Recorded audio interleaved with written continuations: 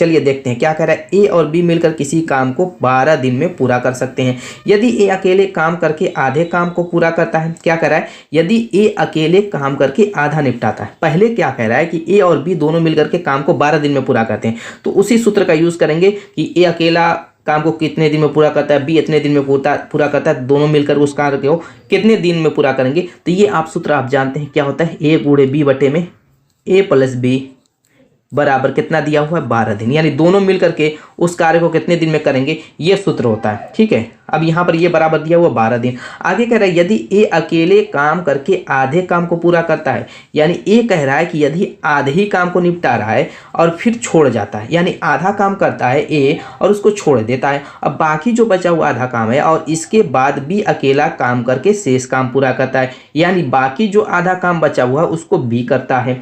फिर आगे कर इस काम को पूरा करने में 25 दिन लग जाते हैं। अब ए अकेला आधा काम करता है, फिर छोड़ के आधा चला जाता है, तो बी आकर के उसको करता है।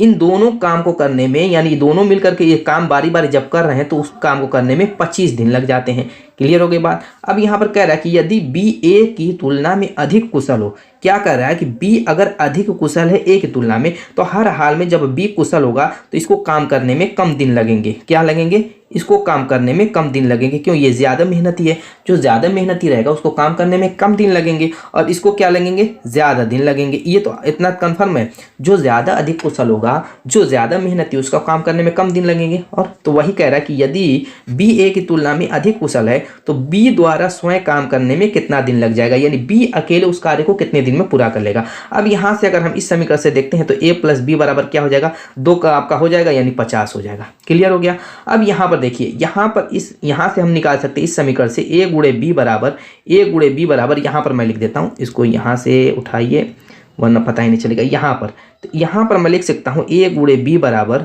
12 इंटू ए प्लस बी। कोई दिक्कत यहाँ पर हाँ या ना, इसको मैं पक्षांतर करके इधर ले गया। अब a प्लस बी की वैल्यू इस समीकरण से मैं इसमें पुट कर देता हूँ, तो आप कहेंगे कि 12 5 60 600 हो जाएगा। अब इस 600 को हम क्या करते हैं, ए गुणे फैक्ट यहाँ पे कंपेयर हम करेंगे दोनों तरफ का, लेकिन उस रूप में पहले कन्वर्ट तो करना पड़ेगा तब ना कंपेयर कर पाएंगे। तो इसका गुणनखंड हम कैसे बना सकते हैं, 6 का 2 और 3 के अलावा कोई गुणनखंड बनेगा, बिल्कुल नहीं बनेगा। जब 2 और 3 के रूप में बना है तो एक एक जीरो दोनों के साथ डाल देते हैं, यानी 20 गुणे 30 के रूप में गुणनखंड बनेगा ए गुणे बी का।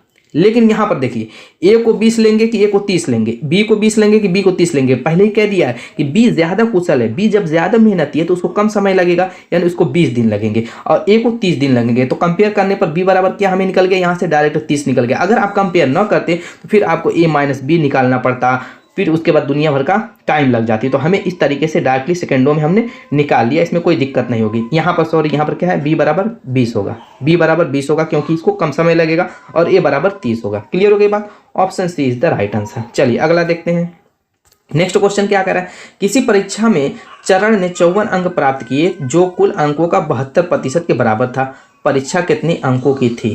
क्या कह रहा है, देखिए ये परसेंटेज का बेसिक सा क्वेश्चन कुछ पूछता है, ठीक है। तो उस क्वेश्चन को आप सेकेंडों में सॉल्व कर लीजिए। कमेंट जो है अगर आंसर आ रहा है तो कमेंट कीजिए इसका। क्या कह रहा है कि परीक्षा में चरण ने 54 अंक प्राप्त किए। कितने, 54 अंक प्राप्त किए, और कह रहा है कि कुल अंकों का 72% था। कितना था, 72%। तो आपको क्या करना है कि 100 को ऊपर लिख देना है, 72 को नीचे लिख देना है। पूछ रहा परीक्षा में कितने अंक थे, बस आपका आ जाएगा। काटिए, देखिए 9 छक्का 54, 9 8 72, और किससे कटेगा, 2 से कटेगा 3, ये 4 आएगा, 4 से काटेंगे ये 25, 25 थी 75, ये आपका हो गया answer. Option A is the right answer. Next देखते हैं, अगला भी इसी टाइप का क्वेश्चन है, बहुत इजी है, इसमें भी कुछ नहीं है। तो मैंने क्या कहा कि कुछ हार्ड भी पूछता है तो कुछ इजी भी पूछता है, इस टाइप के क्वेश्चन भी पूछ देता है। कह रहा है कि 250 ग्राम का ऐसा विलयन जिसमें ग्लूकोज की मात्रा 5% हो, तैयार करने के लिए आवश्यक ग्लूकोज की मात्रा कितनी होगी। देखिए 250 ग्राम क्या है, टोटल विलयन है, इसमें ग्लूकोज की मात्रा कह रहा है 5%। तो ग्लूकोज की मात्रा निकाल लीजिए, काम खत्म। 5% मात्रा है तो 5% 250 का निकाल लीजिए, हो गया। 2 से काट दीजिए, अगर इसको काटेंगे तो 12.5 ग्राम हो जाएगा। Option B. नेक्स्ट अगला देखते हैं। अगला क्या कह रहा है कि 16%। देखिए प्रॉफिट एंड लॉस से भी क्वेश्चन आपका उठाता है, जरूर उठाएगा। एक क्वेश्चन प्रॉफिट एंड लॉस से आना है, और इसी टाइप का ही क्वेश्चन आता है जो मैं कराऊंगा। 2 क्वेश्चन इससे भी 2-3 देख रहा हूँ कितना है, उतना 2 क्वेश्चन करा रहा हूँ, इसमें से ही पूछेगा। क्या कह रहा है, देखिए जरूरी नहीं कि सेम क्वेश्चन पूछ दे, सिर्फ आपका क्या करेगा, अंक बदल करके पूछ देगा, संख्याओं को तब्दील कर देगा। पूछने का तरीका भी हो सकता है चेंज कर दे। यहाँ पर कह रहा है कि 16% लाभ के साथ एक वस्तु का विक्रय मूल्य 435 था। यदि वस्तु को 330 में बेचा जाता है तो हानि प्रतिशत कितना होता?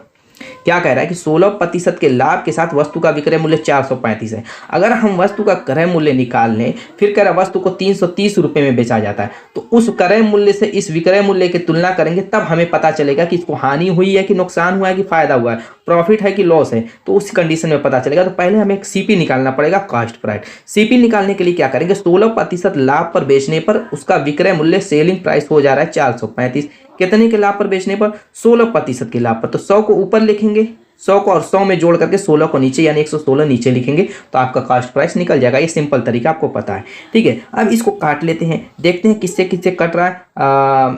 किससे कटेगा? नीचे का। नीचे का अगर आप काटते हैं, 2 से काटना शुरू कीजिए। 2 5 10, 2 8 16, और 2 से काटेंगे 50 बार। 2 से काटिए, फिर तो 2 दूना के 4, 2 9 18, फिर ये काटेंगे 25 बार।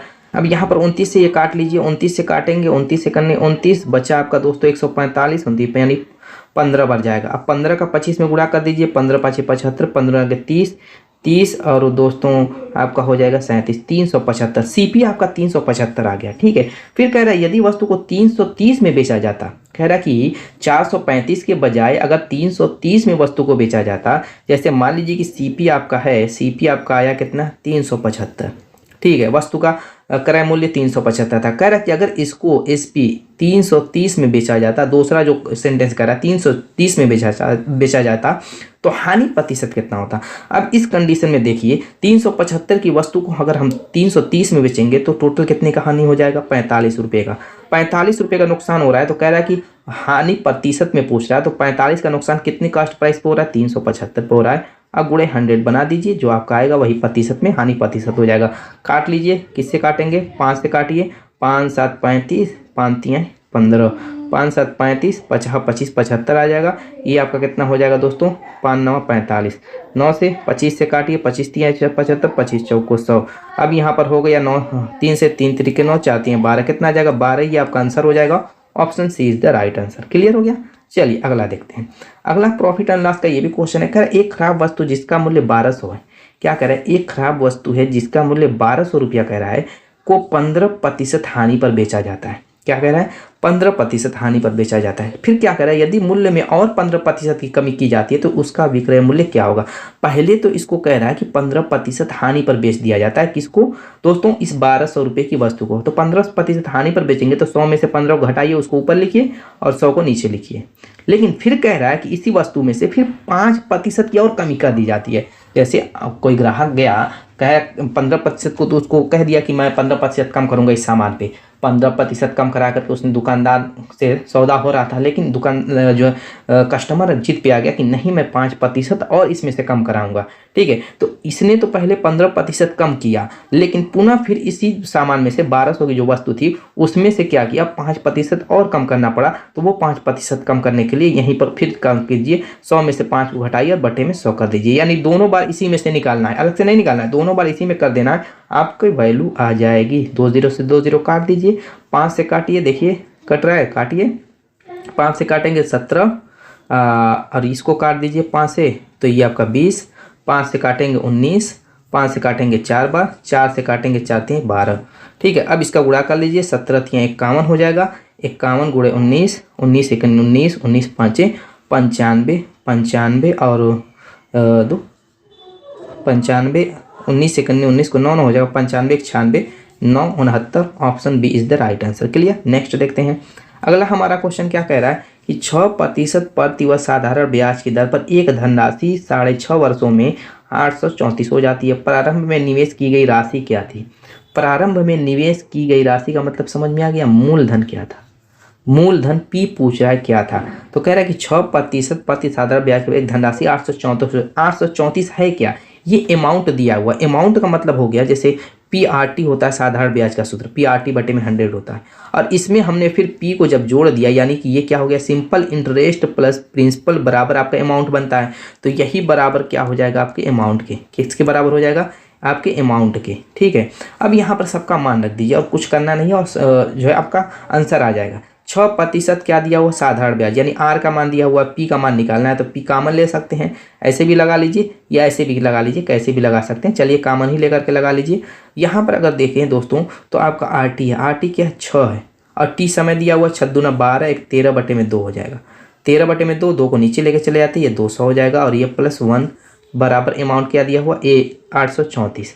अब चलिए ये 200 हो गया, और ये 13 छक्का 78, ठीक है 78, 278, 278 ऊपर आ गया, ये 200 इसमें जाएगा, ऊपर चला जाएगा, और ये आपका क्या हो जाएगा 278 नीचे आ जाएगा। कितनी बार जाएगा देखिए तो 3 बार, 8 3 के 24, 3 दूना के 6, हाँ 3 बार जाएगा, 3 बार जाएगा, और 3 दूना के 600 आएगा। कितना आ जाएगा दोस्तों 600, कैलकुलेट कर लिख के देख लीजिए, मैंने भी अंदाजी तुक्का मारा है, मेरे समझ से 3 ही बार जाएगा, 3 बार करके देख लीजिए, 3 बड़े 24, 7 3 के 21, 22 23, जो है 3 दूना के 6 2 8, बिल्कुल सही मैंने किया है, 3 ही बार जाएगा, और 600 आपका आंसर हो जाएगा। Option A is the right answer. Clear. Next अगला देखिए, सिंपल इंटरेस्ट का भी क्वेश्चन दे सकता है, कंपाउंड इंटरेस्ट का भी दे सकता है, किसी एक से उठाना एकदम कंपलसरी है। यहाँ पर नेक्स्ट कंपाउंड इंटरेस्ट क्या करे, यदि 20% वार्षिक दर से 2000 निवेश किया जाता है और ब्याज को अर्धवार्षिक आधार पर चक्रवृद्धि किया जाता है तो 18 माह बाद राशि कितनी हो जाएगी। राशि पूछ रहा है, अमाउंट पूछ रहा है कितनी हो जाएगी। तो उसका भी सूत्र आपको पता है, सूत्र से सॉल्व कर सकते हैं या फिर जो है रेशियो मेथड से भी सॉल्व कर सकते हैं, सब में टाइम उतनी ही लगेगी। मैंने कैलकुलेट किया, देखा है, रेशियो मेथड से सॉल्व करें या फिर दोस्तों सूत्र से सॉल्व करें, टाइम उतनी ही लगेगी। बहुत लंबा कैलकुलेशन असल इसमें है नहीं, बहुत लंबा कैलकुलेशन होता है तो सूत्र से थोड़ा दिक्कत होती है। कैसे, यहाँ पर ध्यान दीजिए कुछ चीज़ों पे। कह रहा है कि ब्याज अर्धवार्षिक है, अर्धवार्षिक आधार पर है, तो जब ब्याज अर्धवार्षिक है तो रेट जो 20 दिया हुआ है उसका हम क्या करेंगे, आधा कर देंगे, रेट हो जाएगा 10%, क्योंकि क्या है आपका छमाही है, छमाही जब रहेगा तो रेट को आधा कर देंगे। अब प्रिंसिपल आपका तो वही रहेगा, 2000 है तो 2000 रहेगा। अब बाकी जो दोस्तों महीना है, टाइम टी क्या हो जाएगा 18 दोस्तों क्या हो जाएगा, इसमें 6 से हम भाग दे देंगे। किससे, छमाही है तो 18 माह दिया हुआ, 18 में 6 से भाग दे दीजिए, कितना माह बचा 3, ठीक है, तो छमाही है तो 3 बार घूमेगा, 36 के 18। अब चलिए अमाउंट वाला सूत्र लगा देते हैं, P × 1 + R/100, डायरेक्ट मान रखते जाइए, सूत्र आपको पता ही है, 2000 कितना हो गया दोस्तों 2000, 1 + R कितना है 10 है, 10/100 का मतलब 1/10 हो जाएगा, और इस पे आपका 3, ये आपका हो जाएगा कितना दोस्तों 10 × 1 = 10, 1 11, 11 का 3 घात हो जाएगा 1331, ये तो आपको पता है, और इसका हो जाएगा आपका 30 अगुड़े 2000 ऑलरेडी है। मैंने क्या किया, बहुत लंबा कैलकुलेशन है नहीं, उतने ही टाइम में ये भी हो जाएगा। इसका दूना कर दीजिए, 13 दूना 26, 62, कितना हो गया 26 62, ये आपका आंसर हो जाएगा। Option B is the right answer. अगला क्वेश्चन, नेक्स्ट क्वेश्चन क्या कह रहा है, देखिए एवरेज कैसी टाइप का क्वेश्चन पूछेगा, ठीक है, तो उस पर ध्यान दीजिएगा। एवरेज का क्वेश्चन है, कह रहा है 9 के प्रथम 30 गुणांकों का औसत क्या होगा। देखिए 30 गुणांकों का मतलब 1 से 30 तक की संख्या दिमाग में बैठा लीजिए। अब 1 से 30 तक की क्रमागत संख्याएं जब दी रहेंगी, 1 से 30 हो, 1 से 25 हो, अगर यहाँ पर 30 भी दे सकता है, 25 शायद दिया था, 25 तारीख के जो एग्जाम में 25 दिया था, 1 से 25, तो वहाँ पर 3 के गुणकों के बारे में बात कर रहा था। यहाँ पे 9 के प्रथम 30 गुणांकों का औसत पूछ रहा है, वहाँ 3 या 4 के प्रथम 25 गुणांकों का औसत था। तो यहाँ पर हमें करना क्या है, 1 से 30 क्रमागत संख्याओं, 1 से 25 क्रमागत संख्याओं, 1 से 20 पर क्रमागत संख्या की भी क्रमागत संख्या, उनका एवरेज कैसे निकालते हैं, इन दोनों संख्याओं को जोड़ करके आधा कर देते हैं, यानी 31 में क्या हो जाएगा 2 हो जाएगा। जो भी 1 से 25 तक दिया रहेगा तो क्या करेंगे, इन दोनों संख्याओं को जोड़ करके 26/2 कर देंगे, आपका एवरेज निकल जाएगा। तो ये आपका औसत निकलेगा 1 से 30 तक की संख्याओं का। तो आगे क्या करना है ये मैं बता रहा हूँ। यहाँ पर क्या हो जाएगा 15 दशमलव क्या हो जाएगा दोस्तों 5 हो जाएगा। अब 9 के प्रथम कह रहा है तो यहाँ पर 9 से गुणा कर दीजिए, 3 यहाँ पर दिया रहेगा 3 से गुणा कीजिए, 4 है तो 4 से गुणा कर दीजिए, बस 9 × 5 = 45, 9 × 5 = 45, 45 और 4 दोस्तों कितना हो जाएगा 49 हो जाएगा, और 9 × 1 = 9, 9 × 4 = 13, 139.5। Option C is the right answer. अगला नेक्स्ट क्वेश्चन रेलगाड़ी वाला है, इसको हम कैसे सॉल्व करेंगे सेकंडों में। देखिए इसमें कुछ चीज़ों पे आपको ध्यान देना, ध्यान ये देना यूनिट पे। जैसे किलोमीटर में दिया हुआ है, क्या करे, एक रेलगाड़ी 72 किलोमीटर/आवर की चाल से एक खंभे को 12 सेकंड में पार करती है। रेलगाड़ी की लंबाई मीटर में कितनी होगी। देखिए यहाँ पर समय तो सेकंड में दिया हुआ, जब यूनिट जो है किलोमीटर में रहेगी तो इसको किलो/आवर में रहेगी, और दोस्तों आप जानते हैं मीटर में रहेगी तो मीटर/सेकंड में रहेगी। तो इन दोनों यूनिटों पे हमें ध्यान देना है। तो यहाँ पर टाइम तो सेकंड में दिया हुआ है, इसको चेंज नहीं करना है, बाकी रेलगाड़ी की जो चाल 72 किलोमीटर पर आवर दी हुई है, इसको हम क्या करेंगे मीटर पर सेकंड में चेंज कर देंगे। मीटर पर सेकंड में चेंज करने के लिए आप क्या करेंगे, डायरेक्ट मैं बता देता हूँ क्या जरूरत है प्लंजर करने की। 5/18 किलोमीटर पर आवर में है तो 5/18 में गुणा कर देंगे तो ये मीटर पर सेकंड में चेंज हो जाएगी। किस में हो जाएगी, मीटर पर सेकंड में चेंज हो जाएगी। क्लियर हो गई बात। अब चलिए यहाँ पर दोस्तों जो आपका सिंपल सा सूत्र होता है, कौन सा सूत्र होता है, स्पीड बराबर डिस्टेंस अपन टाइम, उसी सूत्र से ही इस क्वेश्चन को सॉल्व करना है। कुछ करना नहीं, बस यूनिट को कन्वर्ट करने का भी तरीका मैं बता रहा था। यहाँ पे गलती करेंगे तो यूनिट कन्वर्ट करने में तो दोस्तों आपको बहुत परेशानी होगी, आंसर कभी नहीं आएगा सही। तो इस चीज़ में गलती मत कीजिएगा। 5 अगर किलोमीटर पर आवर में दिया है उसको मीटर पर सेकंड में कन्वर्ट करना है तो 5/18 में, या मीटर पर सेकंड में दे करके किलोमीटर पर आवर में जो कि आगे क्वेश्चन में कहेगा तो उसको 18/5 से गुणा कर देंगे। क्लियर, चलिए इतना समझ में आ गया। अब यहाँ पर ये आपकी स्पीड दी हुई है, स्पीड दी हुई है, टी दिया हुआ है कि 12 सेकंड, इसको कन्वर्ट नहीं करना क्योंकि सेकंड में दिया हुआ और ये भी सेकंड में ही है। तो पूछ रहा है लंबाई, लंबाई का मतलब उसकी डिस्टेंस निकालनी है, दूरी। तो डिस्टेंस बराबर क्या हो जाएगा, आप कहेंगे स्पीड गुणे टाइम, इन दोनों का आपस में गुणा कर देना है। गुणा करेंगे, चलिए कर लीजिए। स्पीड आपकी कितनी है 72, काट लीजिए यहाँ पे 18 चौक को 72, 4 5 20, स्पीड आपकी 20 आ गई। और ये आपका दिया हुआ है 12, 12 दूना 24, 240 मीटर। Option D is the right answer. Next question, अगला क्वेश्चन ट्रेन, ट्रेन से रिलेटेड क्वेश्चन कंपल्सरी एक आना है, ठीक है, तो इस पे ध्यान दीजिएगा। देखिए कह रहे 145 मीटर लंबी एक ट्रेन किसी 655 मीटर लंबे पुल को 36 सेकंड में पार कर लेती है। ट्रेन की गति कितनी है, देखिए ट्रेन की गति इसमें देखिए ऑप्शन में किलोमीटर पर घंटा में दी हुई है, किलोमीटर पर घंटा में दी हुई है। तो यहाँ पर लेकिन लंबाई और उसकी जो है समय मीटर और सेकंड में दिया हुआ है, तो उसको हमें किलोमीटर पर घंटा में कन्वर्ट करना पड़ेगा, ये चीज़ है। और दूसरी चीज़ देखिए यहाँ पर मान लीजिए कि ये प्लेटफार्म है, ये आपका क्या है प्लेटफार्म है। इस प्लेटफार्म को अगर ट्रेन पार करेगी तो दोस्तों कितनी दूरी तय करेगी, पहले अपनी लंबाई जितनी दूरी तय करके यहाँ पर आएगी, फिर इस प्लेटफार्म जितनी दूरी करके इसको मतलब क्रॉस करेगी। यानी टोटल लंबाई जो इसकी ट्रेन की होगी वो प्लस जो ट्रेन जो है पुल जो होगी, प्लेटफार्म होगा या फिर यहाँ पे पुल है, ये जो पुल होगा पुल की जो लंबाई होगी, जो कि पुल की लंबाई कितना है 655 मीटर है, ठीक है। और जो ट्रेन की लंबाई 145 मीटर, इन दोनों के योग के बराबर ट्रेन क्या करेगी, उतनी दूरी तय करेगी, तब जाकर के प्लेटफार्म को वो पार करेगी। और उसमें लगा रही है 36 सेकंड का समय। तो यहाँ पर पूछ रहा है ट्रेन की स्पीड क्या होगी, इस बराबर वही डिस्टेंस अपॉन टाइम से इन दोनों को जोड़ लेंगे तो 145 और 655 को जोड़ेंगे तो 6 एक 7 800 हो जाएगा। 800 बटे में समय आपका 36 है, गुणे देखिए इसको हम क्या करेंगे, अभी किलोमीटर पर आवर में थी तो मीटर पर सेकंड में बदले तो 5/18 से गुणा किया, और ये मीटर पर सेकंड में बन रहा है और इसको किलोमीटर पर आवर में कन्वर्ट करना है तो इसको हम 18/5 से गुणा करेंगे तो ये आपका किलोमीटर पर आवर में कन्वर्ट हो जाएगा, ठीक है। तो 18 से 2 बार कटेगा, काट लीजिए। 5 से काटेंगे तो कितनी बार जाएगा दोस्तों, 2 से काटेंगे 400 हो जाएगा, 5 से काटेंगे 5 40 यानी कि 80 किलोमीटर पर आवर आ जाएगा। Option C is the right answer. Next अगला भी इसी टाइप का है, फटाफट इसका आंसर कमेंट कीजिए। क्या कह रहा है कि 150 मीटर और 130 मीटर लंबी दो ट्रेनें एक दूसरे के विपरीत दिशा में चलती हुई 7.2 सेकंड में एक दूसरे को पार कर लेती हैं। क्या कह रहा है, 150 मीटर और 130 मीटर लंबी दो ट्रेनें, एक ट्रेन है 150 मीटर की और एक ट्रेन है क्या 130 मीटर की, एक दूसरे के विपरीत दिशा में ऐसे चल रही हैं और एक दूसरे को क्या कर रही हैं, इस तरीके से क्रॉस कर जा रही हैं। कितने क्रॉस कर जा रही हैं, कितने क्रॉस करने में कितना समय लग रहा है, 7.2 सेकंड का समय लग रहा है। तो ये भी किलोमीटर पर आवर में देखिए ऑप्शन दिया हुआ है। तो क्या करें, दोनों ट्रेनों की गतियों का योग किलोमीटर पर घंटा में क्या होगा, बस वही चीज़ है। दोनों ट्रेनों की गतियों का आगे एस प्लस कर लेते हैं, यहाँ पर एस प्लस बराबर डिस्टेंस जो दूरी है दोनों ट्रेनों की जो लंबाइयाँ हैं उनको जोड़ लीजिए। तो आप कहेंगे कि ये आपका हो जाएगा 280, दोनों ट्रेनों की लंबाइयों का योग बट्टे में जो टोटल समय लग रहा है कितना लग रहा है 7.2। अब गुणे ये मीटर पर सेकंड में आया हुआ है, इसको हम क्या करेंगे कन्वर्ट करेंगे किसमें दोस्तों, किलोमीटर पर आवर में। तो अभी 18/5 में कन्वर्ट कर दिया। तो यहाँ पर दोनों ट्रेनों की गतियों का योग, चूंकि दोनों एक दूसरे के विपरीत दिशा में ऐसे आ रही हैं, क्या कर रहा है कि दोनों ट्रेनें एक दूसरे के विपरीत दिशा में ऐसे ही आ रही हैं, जैसे एक इधर से जाएगी एक इधर से जाएगी और दोनों एक दूसरे को क्रॉस कर जाएंगी। एक दूसरे को जब क्रॉस करेंगी तो ये दोनों ट्रेनों की गतियों का जो है योग हो जाएगा उन दोनों ट्रेनों की जो लंबाइयाँ हैं उनका प्लस दोनों को क्रॉस करने में जो समय लग रहा है वही समय का काम करेगा और दूरी का काम क्या करेगा, दोनों की लंबाइयों का योग। बस यही सिंपल सा सूत्र होता है, उसी में ही फटाफट डालिए और इसको काट पीट करके काम खत्म कीजिए। यहाँ पर करेंगे 18 चौक को 72.4 आ जाएगा, ठीक है। और किससे किस कट गया, यहाँ पे दशमलव हटाइए तो यहाँ पे एक 0 बढ़ेगा, 4 से काट दीजिए, 4 7 28 700 हो जाएगा, 5 से काटिए, 5 1 5 बचा 2, 5 चौको 20, 140 kilometre per hour. Option D is the right answer. Next अगला क्वेश्चन देखिए, मेंसुरेशन से क्वेश्चन उठाना है, ये पक्का इसको भी जो है अपने दिमाग में बैठा लीजिएगा। इस टाइप क्वेश्चन को जो मैं करा रहा हूँ, क्या कह रहा है कि 10 सेंटीमीटर 6 सेंटीमीटर बीमा वाले एक आयत से समान परिमाप वाला एक समचतुर्भुज बनाया गया।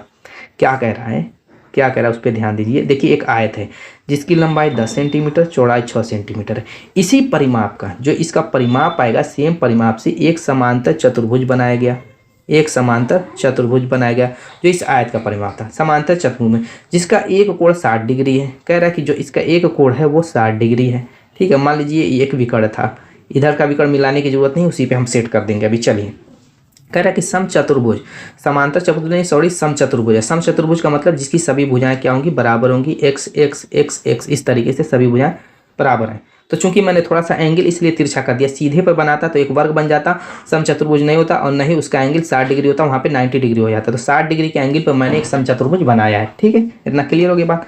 तो कह रहा है कि समचतुर्भुज का क्षेत्रफल वर्ग सेंटीमीटर में कितना होगा। समचतुर्भुज का क्षेत्रफल हम कैसे निकालेंगे, देखिए यहाँ से निकालेंगे। आयत का परिमाप क्या होता है, आयत का परिमाप बराबर आप जानते हैं कि 2 गुणे लंबाई प्लस चौड़ाई के बराबर होता है। तो लंबाई प्लस चौड़ाई कितनी हो जाएगी, 10 6 16 हो जाएगी, और उसका दूना करेंगे तो 32 हो जाएगा। 32 क्या हो जाएगा, ये आयत का परिमाप। और इसी परिमाप के बराबर ये जो है समचतुर्भुज का परिमाप भी है, और समचतुर्भुज का परिमाप बराबर होता है 4x के, इसकी भुजा हमने x मान लिया। अब यहाँ से हम x की यानी कि समचतुर्भुज की भुजा निकाल लेंगे तो 4 बड़े 32 8 आ जाएगी। कितनी इसकी भुजा आ गई, 8 आ गई। ये सारी की सारी 8 आ गई, 8 8 8 8। अब दोस्तों कह रहा है कि समचतुर्भुज का क्षेत्रफल निकालिए। अगर मैं यहाँ पर दिखाऊं आपको जो मैंने समचतुर्भुज बनाया हुआ है, अगर मैं इस त्रिभुज का निकालूं क्षेत्रफल और उसी का दूना कर दूं तो समचतुर्भुज का क्षेत्रफल के बराबर हो जाएगा। या तो फिर एक काम ये करना पड़ेगा, ये विकर्ण निकालिए, ये विकर्ण निकालिए, और उसके बाद समचतुर्भुज के क्षेत्रफल का सूत्र लगाइए। तो ये सब प्लंजर मत कीजिए, इतना मत कीजिए। जब आपके सामने दिया हुआ है एक, ये देखिए, ये जब भुजाएं ये 8 है, ये 8 है, तो दोस्तों यहाँ पर एक कोण 60 डिग्री है, तो ये एक समबाहु त्रिभुज नहीं बन जाएगा, समबाहु त्रिभुज नहीं बनेगा। और समबाहु त्रिभुज का क्षेत्रफल आप जानते हैं कि √3/4 इंटू ए स्क्वायर होता है। ए स्क्वायर मतलब यहाँ पे 8 है तो 8 का स्क्वायर हो जाएगा, काम खत्म। इसी का हम दूना कर देंगे, इस बार का भी जोड़ देंगे तो इसी का दूना कर दीजिए, तो ये पूरे का पूरे समचतुर्भुज का क्षेत्रफल निकल जाएगा। 2 से काटेंगे 2 बार, 8 64, 64 से को काटेंगे तो 32 बन जाएगा, यानी कि 32 क्या हो जाएगा, √3 वर्ग centimetre. Option D is the right answer. Clear हो गई बात, कोई यहाँ पर दिक्कत, कोई झमेला, कुछ नहीं, बहुत आसान था। अगला देखते हैं। यहाँ पर देखिए ये भी बड़ा प्यारा सा क्वेश्चन है। कह रहा है कि आकृति में एक वृत्त का केंद्र O है। यहाँ पर देखिए खुद आकृति बनाया हुआ है। कह रहा है अनुभाग OAPB का क्षेत्रफल वृत्त के क्षेत्रफल का 5/8 भाग है। x ज्ञात कीजिए। x दोस्तों ये केंद्र पर बना ये एंगल बता रहा है वो x डिग्री है। ऐसा दिया लग रहा है कि ये जो है इसकी त्रिज्या ये दी हुई है x, ऐसी बात नहीं है। वो x जो दिया हुआ है वो केंद्र पे ये जो कोण बन रहा है OA और OB चाप द्वारा जो केंद्र पे कोण बन रहा है उसका मान x कह रहा है। अब पूरा जो सर्किल पे वृत्त पे एंगल बनता है आप जानते हैं कि 360 डिग्री का बनता है, पूरे एंगल पे केंद्र पे 360 डिग्री। अब जो अनुभाग OPB है, OP क्या है, OAPB है, इसका क्षेत्रफल क्या होगा, इस चाप का क्षेत्रफल क्या होगा, इस चाप खंड का क्षेत्रफल क्या होगा, ये इस वृत्त खंड का क्षेत्रफल दोस्तों क्या होगा। आप जानते हो, सूत्र नहीं पता तो जान लीजिए, πr² वृत्त के क्षेत्रफल इंटू x डिग्री जो कोण दिया हुआ बटे में 360 डिग्री के, ये हो गया इसका क्षेत्रफल। ये जो आपका दिया हुआ हिस्सा इसका क्षेत्रफल। अच्छा, इसका क्षेत्रफल कह रहा है कि बराबर है किसके, देखिए क्वेश्चन में क्या करा, आकृति में वृत्त का केंद्र O है, अनुभाग OAPB के क्षेत्रफल वृत्त के क्षेत्रफल का 5/18 भाग है, किसके, वृत्त के क्षेत्रफल का। अब वृत्त का क्षेत्रफल होता है πr² और उसी का कह रहा है कि 5/18 भाग है। तो कह रहे हैं x का मान ज्ञात कर लीजिए, काम खत्म। πr² से काटिए इसको, खटाखट कट गया। अब किससे कटेगा, 18 से कटेगा, 18 दूना के 36, 2 बार कटेगा 20, यानी कि x बराबर 20 5 100 डिग्री। कितना आ गया, 100 degree. Option B is the right answer. क्या था दोस्तों, बस मैंने क्या कहा कि हर क्वेश्चन को हम सेकंडों में सोल्व करने की कोशिश करेंगे। हर क्वेश्चन आप 10 से 15 से 20 से 25 सेकंड से ज़्यादा आप नहीं लगा सकते, जो मैंने तरीका बताया। और कंसेप्ट को भी समझा है किस तरीके से होगा। ऐसा नहीं कि सिर्फ काटते जाइए, हवा हवाई करते जाइए, समझ ही में ना सर के ऊपर से सरक जाए। जो नए बच्चे, पुराने बच्चे को समझ में आ सकता है, नए बच्चों को समझ में नहीं आएगा। आगे क्या करा है, किसी घनाभ की 3 सतहों के क्षेत्रफल 20 metre square, 32 metre square, 40 metre square, घनाभ का आयतन क्या होगा। घनाभ आप जानते हैं, देखिए घनाभ में लंबाई चौड़ाई बराबर नहीं होती, घन में लंबाई चौड़ाई ऊंचाई सब बराबर होती है। इस तरीके से मान लीजिए कि घनाभ है, ठीक है, ऐसे ही घनाभ बनता है, सही है। घनाभ में कह रहा है कि एक जो ऊपर का ये हिस्सा है, ठीक है, ये मान लीजिए एल मान लेते हैं, ऊंचाई को बी मान लेते हैं, गहराई को एच मान लेते हैं, ठीक है, 3 हिस्सा होता है। तो आप जानते हैं कि पहले इस पोर्शन में क्या होगा, लंबाई एल गुणे बी होगा, एल गुणे बी प्लस इस पूरे घनाभ का आयतन क्या हो जाएगा, एल गुणे बी, और फिर क्या हो जाएगा, बी गुणे एच, दूसरे इसका क्षेत्रफल हो जाएगा इस वाले हिस्से का, तो बी गुणे एच हो जाएगा प्लस। फिर आप जानते हैं कि एक और बचा हुआ है, कौन सा, ये नीचे वाला है जो पोर्शन है वो, ये इसमें क्या हो जाएगा, एल गुणे एच हो जाएगा, एल गुणे एच, और वही सारी चीज़ें दिया हुआ है, एल गुणे बी दिया हुआ है 20 मीटर का स्क्वायर, तो 20 रखिए ना प्लस, फिर जो है दिया हुआ 32 मीटर का स्क्वायर, 32 रखिए ना प्लस, फिर 40 दिया हुआ 40 रखिए, सबको जोड़ लीजिए, बस वही आपका मान हो जाएगा। तो कितना हो जाएगा, 4 3 7 2 9, यानी कि 92 मीटर क्यूब, 92 मीटर क्यूब, ये आपका आंसर हो गया, option A is the right answer. यानी कि प्रत्येक पृष्ठ का 3 सतह थी, तीनों का अलग अलग क्षेत्रफल दिया हुआ था, तो इसका आयतन जब पूछेगा तो तीनों जो सतहों का क्षेत्रफल होता है उन्हीं का योग ही जो है घनाभ का आयतन होता है। बस दिया दिया यानी पका पकाया खाना था, आपको खाना था। क्लियर है। नेक्स्ट अगला क्वेश्चन, अगला क्वेश्चन क्या कह रहा है कि रेखीय समीकरणों 3x + y = 1, px + 2y = 5 के जोड़ों को प्रमित हल नहीं, जब भी प्रमित हल नहीं होगा तो उस कंडीशन में आप जानते हैं, पिछली वीडियो में भी कराया था, a1/a2 बराबर b1/b2 तो होगा, but not equal to c1/c2। तो बस इन्हीं दोनों से ही हम मान निकालेंगे। किसका निकालना है, p किसके लिए होगा, अब वो अभी सेट हो जाएगा, कोई दिक्कत नहीं। अब a1 a2 b1 b2 क्या होगा, देखिए a1x + b1y = c1, a2x + b2y = c2। इसी से हमें तुलना कर देनी है। a1 क्या हो जाएगा, यहाँ पे 3x के बगल में तो 3 लिखिए, a2 आपका क्या है, दूसरे समीकरण में देखिए p है, p रखिए बराबर, b1 आपका क्या है, यहाँ पर y के बगल में कुछ नहीं यानी 1 मानेंगे, b2 आपका क्या है, y के बगल में दूसरे समीकरण में 2 है मानेंगे। अब चलिए यहाँ पे देख लेते हैं क्या आ रहा है, यानी p बराबर क्या हो जाएगा, 6 हो जाएगा, p बराबर 6 आ गया है, तो ऑप्शन देखिए B is the right answer. बस हो गया काम। चलिए अगला देखते हैं। ये आपका क्वेश्चन अलजेब्रा का है, बहुत ही पॉपुलर, बहुत ही शानदार क्वेश्चन है। और भी कुछ अलजेब्रा क्वेश्चन मैंने पिछले वीडियो में कराए थे, जाकर के वॉच कर लीजिएगा। ये मत सोचिएगा कि वो सभी एग्जाम के लिए तो अल्प में उसको वो क्वेश्चन नहीं पूछेगा। दोस्तों अल्प के लिए भी सभी वीडियो बनी हुई है, तो यहाँ पर रीजनिंग की भी वीडियो मिलेगी, मैथ की भी मिलेगी। यहाँ तक आ गए तो दोस्तों चैनल को सब्सक्राइब भी कर लीजिए, वीडियो को लाइक भी कर दीजिएगा। यहाँ पर देखिए क्या करें कि यदि a + b + c = 0 हो तो a³ + b + c³ के होल का स्क्वायर का मान क्या होगा। एक बात मैं बता दूं आपको, जब भी a + b + c = 0 दे दे, आँख बंद करके a³ + b³ + c³ = 3abc आप लिख दीजिए, 3abc लिख दीजिए। लेकिन यहाँ पर ये नहीं पूछ रहा है a³ + b³ + c³ क्या, ये पूछ रहा है कि a³ + b + c³ के होल का स्क्वायर बराबर क्या होगा। तो दोस्तों आपको इसको भी होल का स्क्वायर में डाल देना है, और 3 3 के 9, a² b² c², ये आपका आंसर होगा 9a² b² c²। Option B is the right answer. दोस्तों उम्मीद है कि वीडियो पसंद आ गई। मिलेंगे इसे शानदार धमाकेदार के साथ नेक्स्ट वीडियो में, तब तक के लिए बाय बाय।